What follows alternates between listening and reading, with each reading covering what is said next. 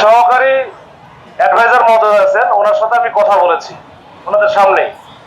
তো দুইটা জিনিস স্যার আমারে দিয়েছে, যে একটা হচ্ছে এনআইআর, যেটা এর আগে কথা ছিল এই ব্যবসায়িক নেতৃবৃন্দের সাথে বসেছিল, ওই সময় যে কথা দিয়েছিল যে 3 মাসের মধ্যে এটা অ্যাক্টিভ হবে না, 3 মাস এটা কি থাকবে, অফ থাকবে। এনআইআর পিছানো হবে, এটা ইমপ্লিমেন্টটা হবে 3 মাস পরে।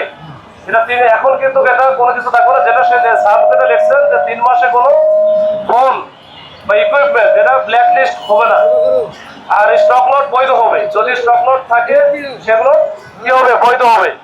এইটার ব্যাপারে এটা বিক্রি করতে পারবেন, সবকিছু করতে পারবেন। 2 নম্বর যেটা বিষয় ছিল, এটা হচ্ছে উৎপাদনকারীরা যারা আছে তারা ডিস্ট্রিবিউটরদের বাড়তি 3 থেকে 4% ডিসকাউন্ট আকারে দিতে পারবে, যাতে শোরুমের চেয়ে কম দামে বিক্রি করতে পারে। মানে এটা 3 থেকে 4% একটা বিষয় আছে। আর এমনিতে শুল্কের যে বিষয়টা, ওটা তো আগেই বলে দিয়েছে যে শুল্ক কমানো হবে, এটা 60% না কত পার্সেন্ট কমানো হবে, 59%, অলমোস্ট 60%। আচ্ছা, 60% ওটা শুল্কটা কমানো হবে।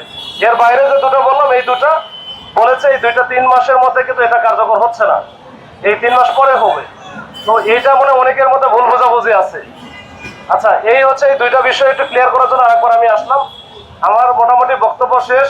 আর আরেকটা বিষয় তো অনেকে বলতে পারবেন, আজকে হয়তো বা ওই যে আন্দোলন করতে গিয়ে কিছু পুলিশের সাথে ধাওয়া পাল্টা দেওয়া, এই ইট পাটকেল নিক্ষেপ হয়েছে, পুলিশও অনেকে আহত হয়েছে, আপনাদেরও অনেকে আহত হয়েছে। এখন এটাতে পরে 8-9 জন বা 10 জন ধরা হয়েছে, 11 জন।